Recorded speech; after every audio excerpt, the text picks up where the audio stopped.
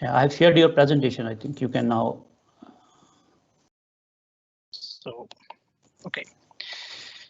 So let's start. First of all, a big thank you for having me and to be able to support this cause with children and these tough times. So today I decided to bring some session which will talk about how we can use the dbatools PowerShell module to gather data from our SQL Server instance, and then we can save them on the SQL Server database. And by using the PowerBI, we can give some meaning to our data to answer a couple of questions that we may have. My name is Cláudio Silva. I'm a SQL Server DBA working for Siemens, and I love PowerShell, as you will see. Again, if you had the chance, if you can, even just $1, please donate to this cause. It will help UNICEF helping the children. So if you haven't done yet, just take the picture, read the QR code, and please donate. A big thank you to all the sponsors that help this conference to be made and to be available for everyone. We are talking about 24 hours of technology sharing all the knowledge that the speakers has with you for free. Okay. Going to our agenda. So we will see what are the pre-requirements and the pre-configurations that we will need to have this kind of solution running. We will see which questions we want to have answered and how we can do that. I will share the scripts and some caveats along the time, but everything is documented and you can leverage from it afterwards. What was my implementation approach? Of course, this can vary on your environment, but at least is a starting point and at least will give you some ideas to work on. How we can save the data to SQL Server. And we will see the database structure, the codes, and the Power BI dashboards to answer these questions. And after that, we have some FAQ if you to answer some of the questions, and if you have more, we can have a talk, of course. Okay, so first of all, regarding the pre-requirements, for this solution, we will need to decide where the solution will be running. And I would say, and it's the way I have configured, for instance, a centralized server that can reach all your other servers, all your SQL Server instance. We will need the dbatools module installed. So if you don't have internet access to download the module from the PowerShell gallery, you can connect with a server or with a machine that has that connection. You can save the module using the save module commandlet, and then you can copy the module to your server, which doesn't have access to the internet. In case you have internet access, is as easy as using the install module with the name dbatools. For this particular solution, you will also need the POSH RS job PowerShell module. So this is a module done by Boprox that make possible to run our scripts in parallel with multi-threading. And that will be a plus whenever you want to work with a lot of instances and not just a couple of them.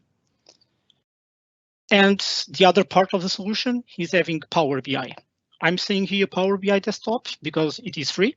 So anyone can download and install it on his laptop, on his computer, as long as he has connection to the SQL Server to connect there.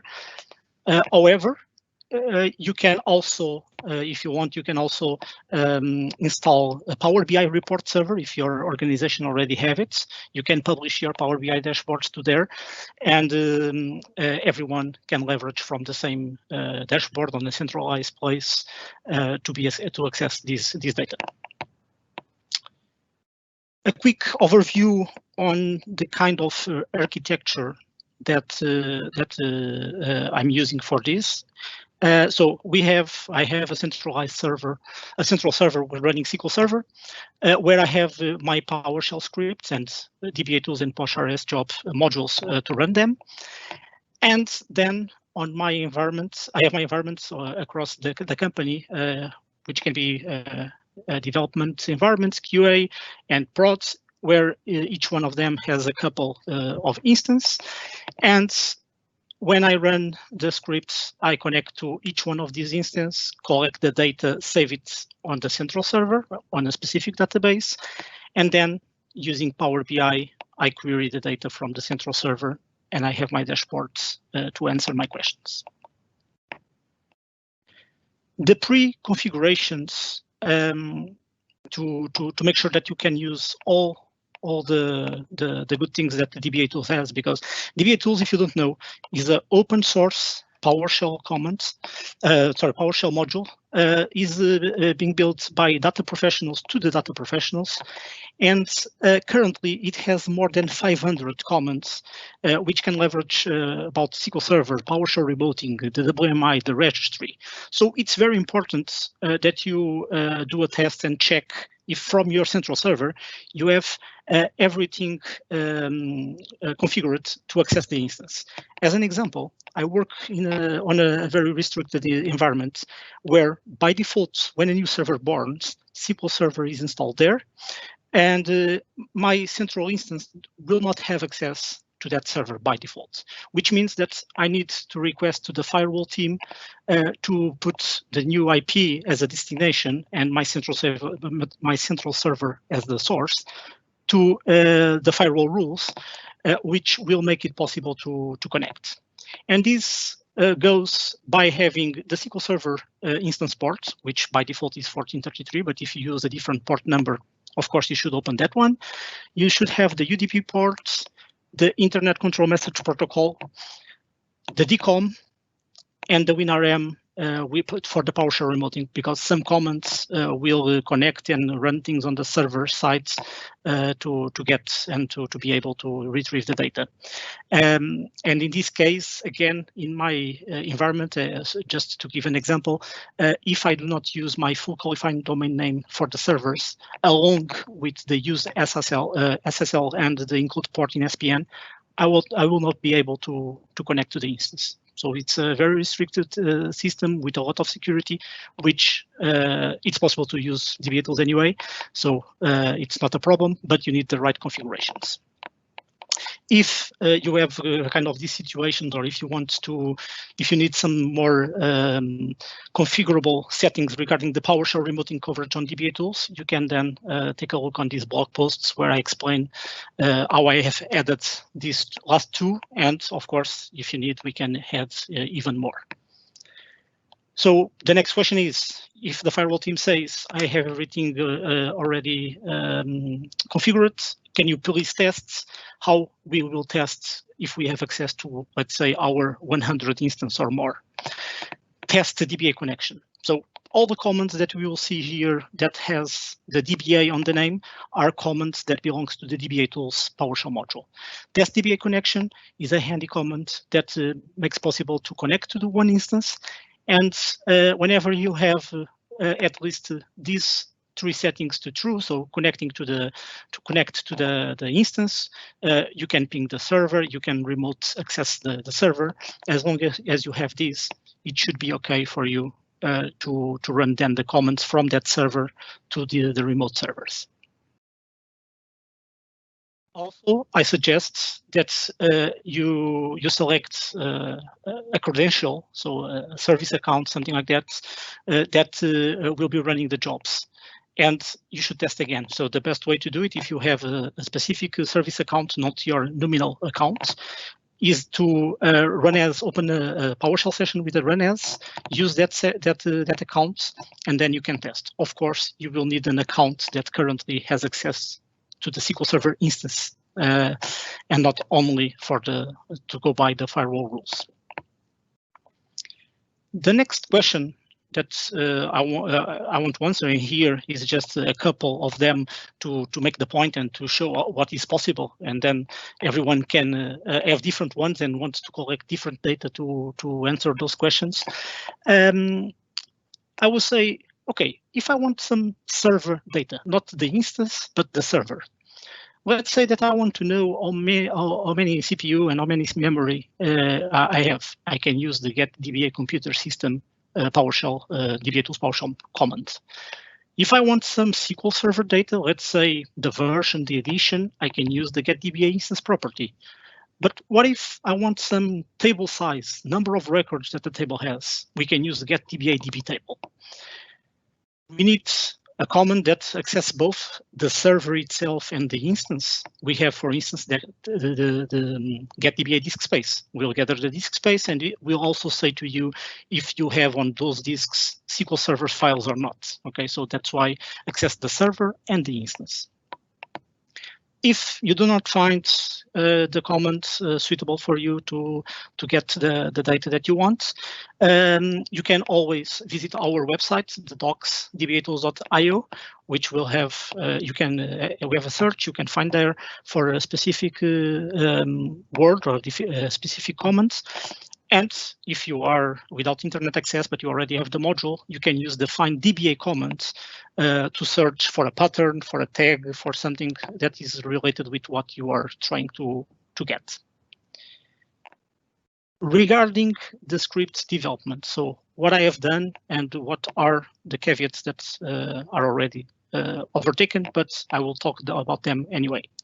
So the script pattern is nothing more than the dbatools command that we saw before, running through some instance, collecting the data, and outputting the PowerShell objects, which then we will have a collection time column, because if you want to have this data over the time and being able to show it in Power BI in a way that we can see the evolution about the things, we have a collection time column where we will be adding the current date time of the execution. And finally, we will pipe these results for the right DBA data table, which will save the data on a SQL Server table that we specify. The caveats, or one of the caveats that we have here, is that some comments, and in this specific case, dbatools has the get DBA instance property, this comment does not output the results as a table with a lot of columns, but instead in a more or less key pair value. So what I have written is a function called invoke transpose data table that will do the rotation of this table and make every single key a column and every single value the value of that column. So it's something like this. These current comments have this pattern. So we call get DBA instance property, and the output will come in a vertical way where we have all the name of the properties and their values. But after running the function that will do the rotation of the table, we will have something like this. So all the column names became all the key names became the column names, and all the values is now under the same row, and that is much easier to save. So we can save on the table, and then we can keep tracking of the evolution if we had more or less CPUs and so on. The implementation. So answering the question how it runs. So okay, we have the scripts, we have everything set up to run, but how we should put it run on a daily basis or a week basis to collect the data without the need to go there and run the scripts by ourselves. So for this, I have decided to go with the SQL Server agent jobs on my central server.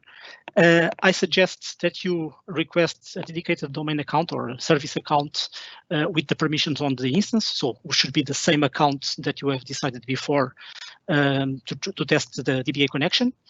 And you can put it as the owner of the job, because that way it will run the job as that account, or you can create a SQL credential, and using the proxy, you can use to run the job steps. The suggestion is to have one job with multiple steps. Each step will invoke one of these scripts, and of course, you should find the best schedule to run it. If you need help about to set up the agent job to run PowerShell scripts, please go to the dbatools.io/agents, and there you will find the instructions how to do it to make it possible. As a suggestion, if you have a lot of instances, and if you are running them let's say, not in parallel, or if you want, if you have even more scripts that you want to run, and by running one script after the other, even if they are running for multiple instances at a time, it start to take a long time. You can split your job and create different jobs with different steps, and probably most of the steps can be run even in parallel. So if you have two jobs, with each one with 2 or 3 scripts to run, it will be okay to you, and will become much faster to finish the whole run. Regarding the data that is saved to the SQL Server, as I said before, we are using the right DBA data table, and why? So first, we have an parameter called auto-generate, which will generate the table. It will try to infer the data types of the objects and create that table structure on the SQL Server. However, it's important because to call out about this. Whenever we have strings, mainly you will get the nvarchar max, which I should call out and say, do not forget to change them. So if you pick a new table or a new script to run, and you create the table, you can leverage on this to create the table, but then please script the table, alter and save on your source control to have a better data types and data size for this nvarchar max. Also, as a suggestion, create a cluster index and use compression. It's available on any edition since SQL Server 2016 Service Pack 1. So even if you are running on a standard edition or something like that, you can use it and you will save a lot of space, because if you run this every day or every week, most of the data will be more or less the same, which means that you can leverage a lot from the compression. Okay, so now let's see some code and some visuals regarding this solution. And for that, I will pass my presentation for the Azure Data Studio. So I'm using Azure Data Studio to with a notebook to be easier to follow along about these steps.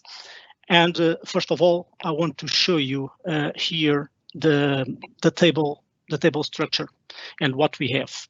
So currently, let's pick we have one table called instance, which is the table that will have all the instance names that you have on your environment, and which port they are running, which environment they belong, because this will be helpful then on the Power BI to filter out and to search for some information. And as I said before, here I have created a table with more proper data types and data size, and also I have had in this case a constraint, because I want that by default my SQL Server instance name to be the default one. Then if we go to a different table, and all the other tables are related with the data that we are getting using dbatools. Here, as you can see, I'm creating a table with all the data that is outputted by the command of the dbatools, and also I'm creating a cluster index, okay, using compression. This way, I can live with more data over the time.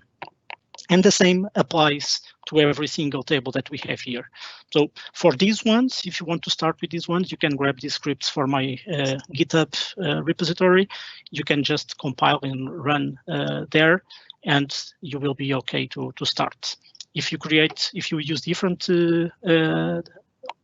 dbatools commands to get different data, you will need to create the first time the table, fulfill the right data types, compress with a cluster index, and then you are good to go.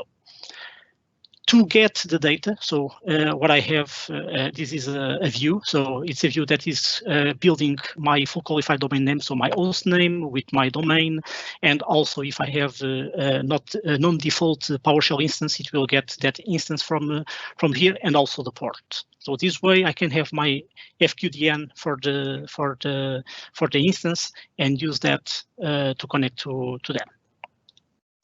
Finally, the one agent job that will have dbatools data to connect. So here, what happens? We have just a job, and we will call on each step a PowerShell command with the script that we have.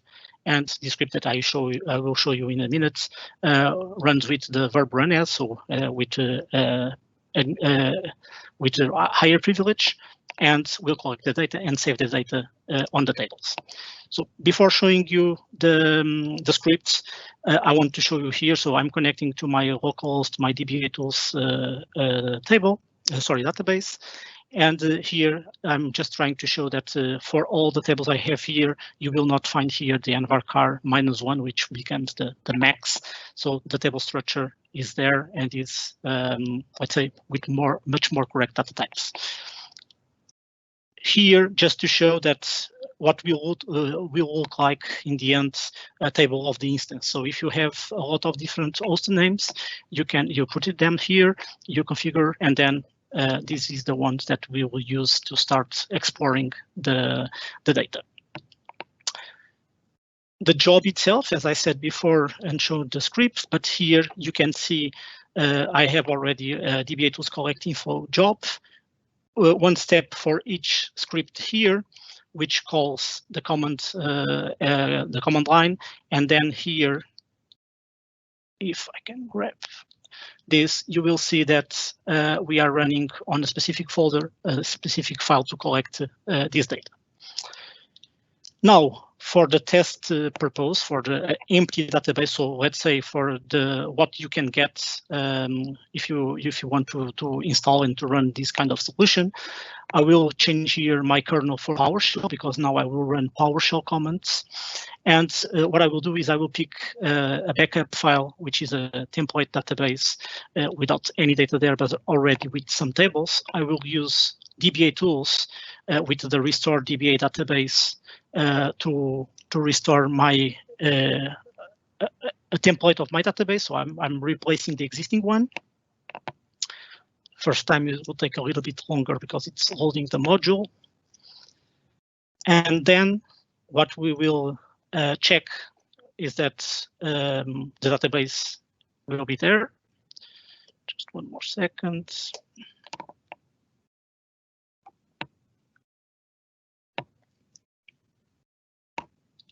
Okay, so it's done. So as you can see here, my computer name, my backup file where it was, the backup size, database name that I have created is dbatools2. How much time it took to restore, 6 seconds. The files where it restored, so everything is here. I have done with replace, which means that right now, if I go here to my dbatools, and if I want to select the data from my instance, this is empty. Okay, so now with this in place, again, get DBA database. So it's one of the commands that we will use to collect data from the instance, but here to show that the database exists and some data about it. And now I will use invoke DBA query just to insert one entry on my DBO instance table, which will be my localhost, and I will output what it is there. So just to show, we have added one entry. So if I come here and select, now I have one entry on my dbatools2 database. And now we will put the job running using dbatools. So we have our get DBA agent job. We can connect to our local instance, and we will get our job. And then because this outputs a job objects from the SQL Server agent, we can use the start method to initiate the job. And we can do this. It will run and asynchronous. So now if I use the get DBA agent job and check by for my job, we will see that the current status will be running. So it will be running the 5 or 6 scripts that I have there. So here, as you can see, is executing, okay? And of course, if we run this right now, doesn't have any data yet. because this table is not yet fulfilled, but in a couple of minutes we'll have them here. While we wait for this, let's here take a look on the scripts. Okay, so when we have the data collection, how the script is built and how the data is being collected from there. So let's pick the computer system, for instance, and let me briefly explain the code here. So we are importing the module. We are setting some configurations, in this case regarding dbatools configuration. So I'm saying that whenever you run PowerShell commands and you need to use PowerShell rebooting, please, for this session, the use SSL should be true. And my include port in SPN should also be true. Here, I'm saying I need to define what is my central server, what will be my central database where I will save the data. And here I decide my throttling, the number of sessions that I will want to have running in parallel for each one of these scripts. And here, my suggestion is that you should test first and take a look, because depending on the horsepower that you have on your server, the number of CPUs and so on, this number may change. What is important to understand is that if you have, let's say, 100 instances to run, if you put the throttle with 10, you may end with less than half of the time comparing when you need to run one by one in a serial way. To run this, we first get our server lists, and our server lists, as I said before, I'm using my view and get my FQDN. Here, I can or cannot filter by a domain. Let's say, in my case, I have multiple domains. So if I want, I will have different service accounts from different domains. And by using this environment variable, the script will know that I'm running for the environment, for the domain A or domain B, and then I can get from the database just this instance. Picking the server list, invoking DBA query will invoke this query, getting just the FQDN, and will create a list of servers that will be used later. Then what we have here is related with the POSH RS job PowerShell module that I said before that we will be using to have the multi-threads. So to run the start RS job, we should have a script block. Okay, so in this case, because we have a couple of commands to run, as said before, we have a dbatools command. In this case, get dba computer system. Then we will add just one member, a property with the current date time. And finally, we'll pipe this to the right DBA table, where I will say, please insert the data on this instance, on this table, on this specific table. And if I do not have the table created, it will auto-create. And the other thing is that you have a batch size. Whenever you are running something that will output multiple lines, let's say the table information for one database, you can change here the batch size to try to fine-tune your throughput to the database. So this script block will pick the two parameters, the central server and the central database, that will be passed here on the argument list. So with this, I can say, okay, for each my server list, please pipe the values for the start RS job, use this script block. The throttle will be 10 in this case. Use these arguments to pass the parameters inside, and then wait for the jobs to finish. Behind the hood, what will happen is that we will have, let's say, from 100 instances, we will start to have 10 parallel threads running. When one of these finish, it will immediately start another one with a different instance, and so on, which means that we will start with 10, we will always keep with 10 until we get over the 90, and then it will finish to run. Once that it finish, we receive just the jobs. This is something just to clear out the, to get what's outputted here. In this case, will not output anything because we are just writing to the database. And finally, we can clean up and get the jobs that were created and remove them just to clear our cache. And this is pretty much the same for every single command that we have. What can change? Something like this. So for the get DBA database, this returns, if we get all the properties, it will return even more properties than these ones. So what I have done here, I have picked the ones that I decided that were important to me and to keep tracking over the time, and I'm just selecting these ones. Adding again my collection date time and saving the data for a specific table on the database. Same thing.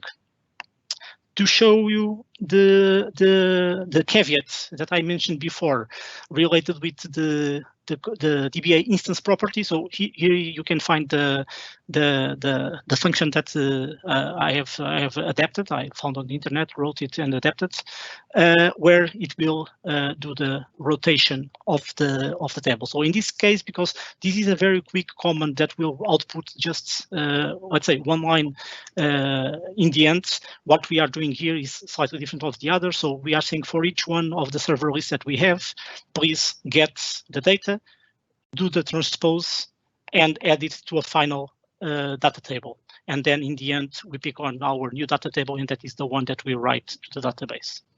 And it's done.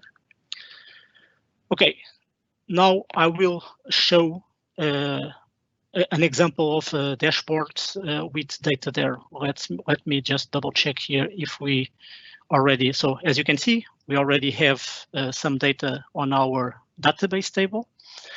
These are my local database on my localhost instance, and if we go here, we can double check if the job is still executing or if it's already finished. We'll open my Power BI dashboard. So I will show first the one I have with more data to give you the feeling about what we will have after a couple of days. And then I will show you the empty one, what happens when we refresh for the to get the new data.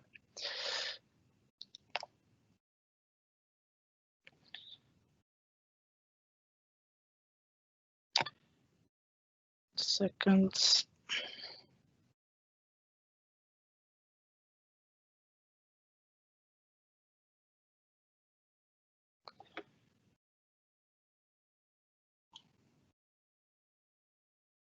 Don't save this one, and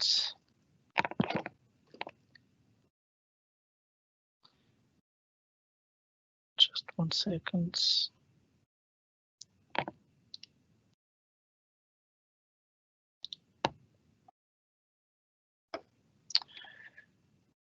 Come on.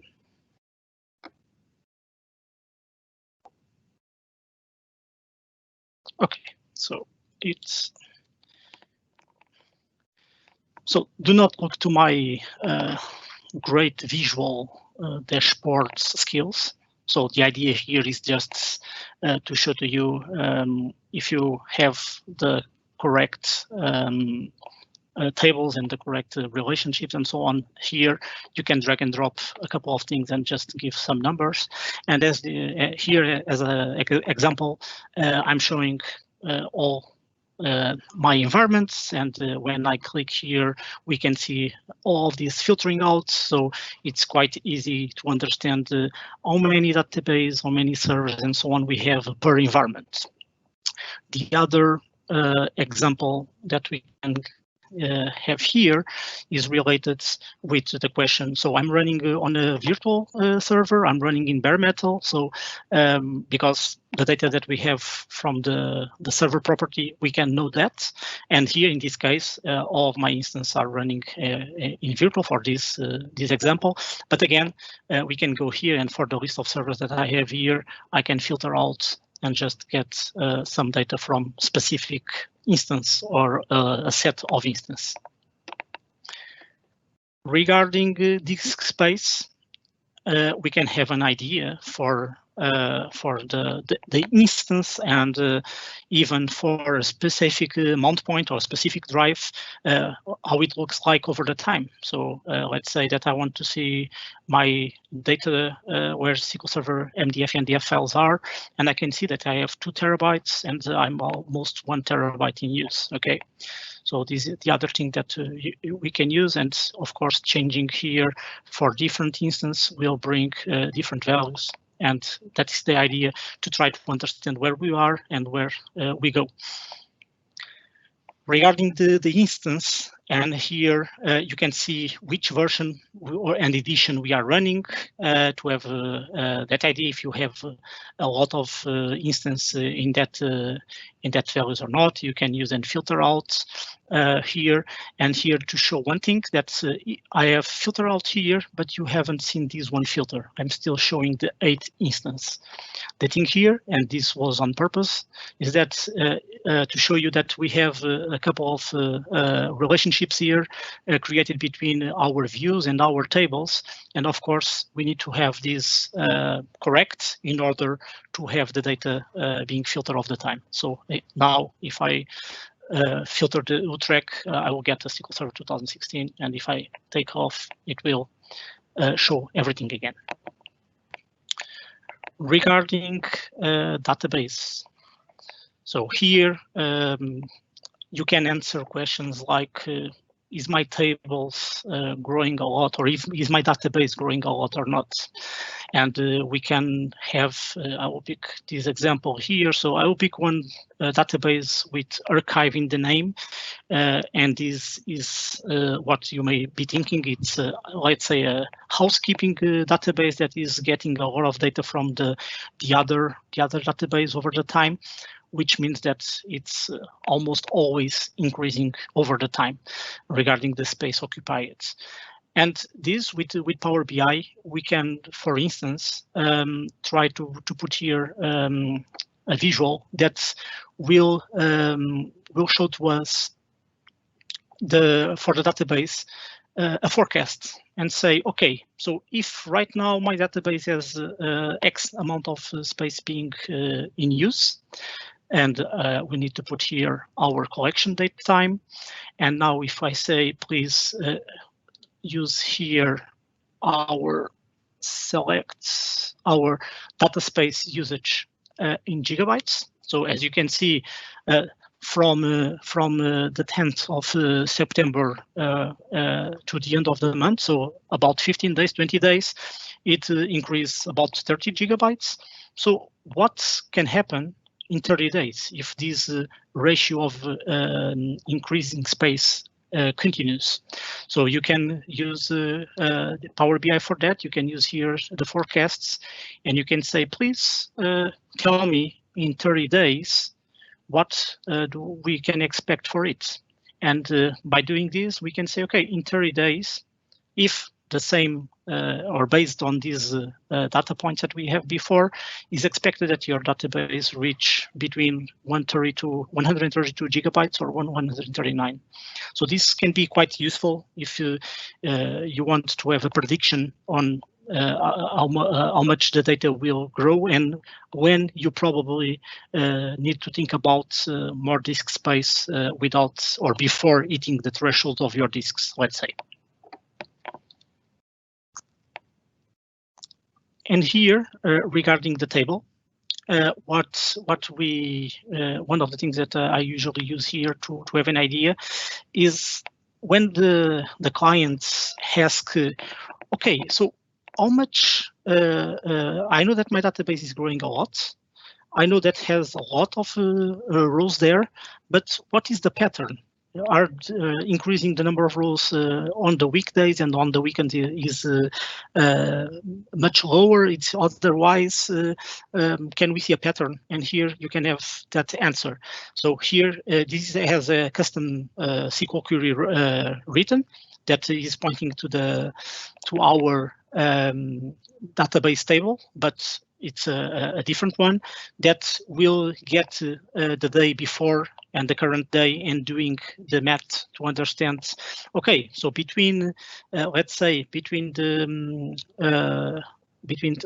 Friday and Saturday, my table grows 507,000 rows in this day, and between Saturday and Sunday. So because these are the 2 weekends days, grows another 300 something, and then we have 1 million over the week.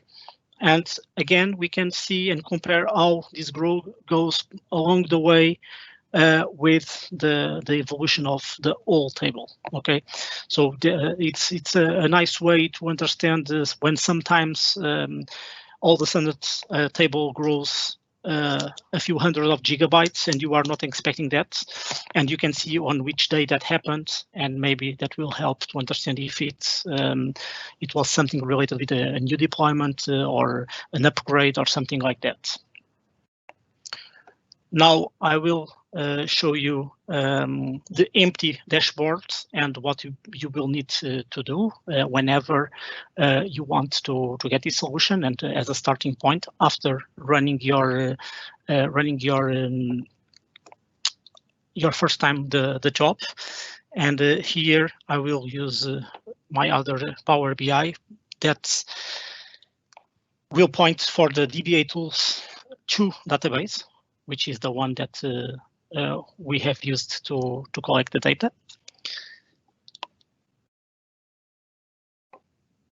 So right now, if we come here and if we, well, it's opening.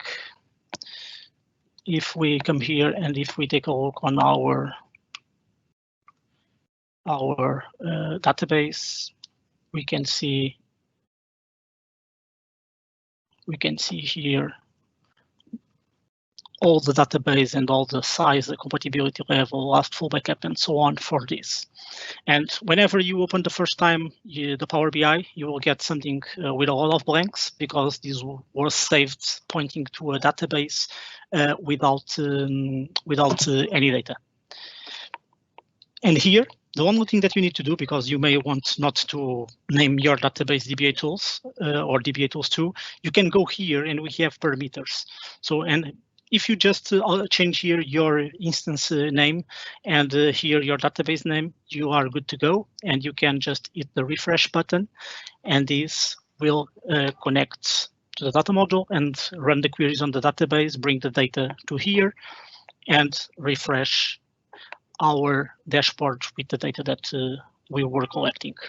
And of course, after couple of days, weeks, months running this, getting data every day, you will have a very good idea about the evolution of the stuff.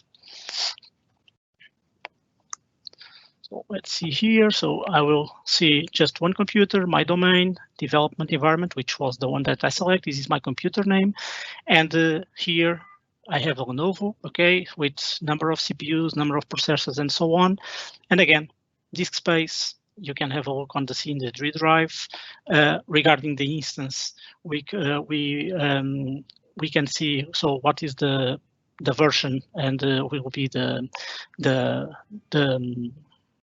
custom version of database. And here for the whole database that I have on my instance, I can take a look and see how much is occupying for, in this case, I just have data from today. But of course, if you have more data along the time, you will see the evolution on the size, on the forecasts, and so on. Okay, so let's back to the presentation. And let's see about the FAQ. So some questions that may pop up to your mind. What if I do not have the initial list of the servers? Let's say that you go to a client of yourselves and you need to request this list and they don't have it, for instance. Or let's say first they have it, it's a text file. You will need to put a text file or the values there on your central database with the data. But let's see a worst case scenario. Client doesn't have this central list anywhere, not a CMDB. What you can do? So there is a command on dbatools called find DBA instance, but be careful. Talk with the security team of the company, because this command has a lot of parameters and a lot of ways to scan your network to try to find the SQL Server instance. And because these scans can be very intensive, please talk with your security guys to say, I will run this from this central server, just to inform you in case of something happens. Let me know, I can stop it, and so on. Okay, but find DBA instance can be a good one, because you can even get just a range, specific range of IPs and so on to try to find your instance. what happens if I have the dozens of instances with bigger environments, multiple domains? As I shown, the scripts that you can take already have this into consideration, so you can use it to run across the different domains, to run in parallel for multiple instances, and that in that way you can lower down your total execution time. As an example, the first time I run it in serial execution without any parallelism, it took about 7 hours to run across the entire state to get the data. After changing this, it can run in less than 1 hour. Okay, so it's, of course, it will depend on how many databases you have there, how many tables each database has, and so on. But just to give some numbers, and you can have an idea on how much can take. And this, let me say, it's for more than 200 instances. Other question, does it just work with Windows account, Windows authentication? The way it's written, yes. However, it's not difficult, and you have a lot of different examples on the dbatools comments, on the help of the comments, how you can use SQL authentication, for instance, to connect to the instance. Just be aware that if you want to use that method, you should save your passwords somewhere encrypted and just load it inside the script, use that from that point on. Otherwise, you may not be compliant with the security. What about the maintenance? What if I download and I found that I found a bug, I found that the bug is already fixed on the most recent version, and I want to upgrade? So you can, as said before, you can just download the module, save it, and copy to your server. What I recommended is that you double check, so you check manually the first time for these scripts that you can run on an empty database, for instance, and everything will be there. And why? Can be just for a couple of instances, but just to make sure, in case your PowerShell scripts are not using, let's say, the exact table names, or you are selecting all the columns, then your table currently has, let's say, 10 columns. If the new version of one of the comments on the new version of dbatools brings more than 10 columns for that, it will fail, saying that you cannot do the column mapping between the output and your current table. So it's always better to test, of course, in your environment, and to run through all the comments for an empty database, for instance, and double check that all the tables can be written in the same way, and everything in that case will be fine. Okay, just to finish and to go to questions in case you guys have some more dbatool resource. You can find us on dbatools.io, our website and our blog. Our docs, as said before, on docs.dbatools.io. We are very active on Twitter, LinkedIn. Also on the Slack, you can join there, a lot of data professionals, and we are on the dbatools channel. This is our code repository. It's open source. The code is there. You can take a look. You can open, and we are good. If you find any issue, if you can report that, or if you have any idea of a new comment or a new functionality, just open there an issue and request that, and we will try to do it along with the tool. And finally, if you are not aware, Chrissy Lemaire, which is the mother of dbatools, and also Rob Sewell, one of the first major contributors of the module, they are writing currently a book called Learn dbatools in a Month of Lunch, and this is part of the Manning Early Access Program. So you can, the book is still being written, but you can get already some chapters, and along the way you'll receive the other ones. Questions? Vishai, do you have questions? Hello. Yes. Can you hear me? And I can hear you, yes. Yeah, okay. I don't find any questions here. Okay. So maybe they want to chat privately with you. Yeah. Okay, so if that is the case, no problem. Just on Twitter, LinkedIn, or even on my website. Yeah, you can just reach me and with questions, and I will be then glad to answer that. Okay. So, so before you leave, please give some feedback for the event, and in this case also for me, for my session.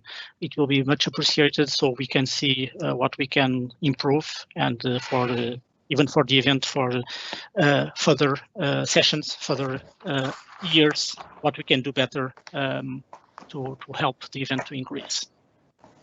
Thank you for your time. yeah.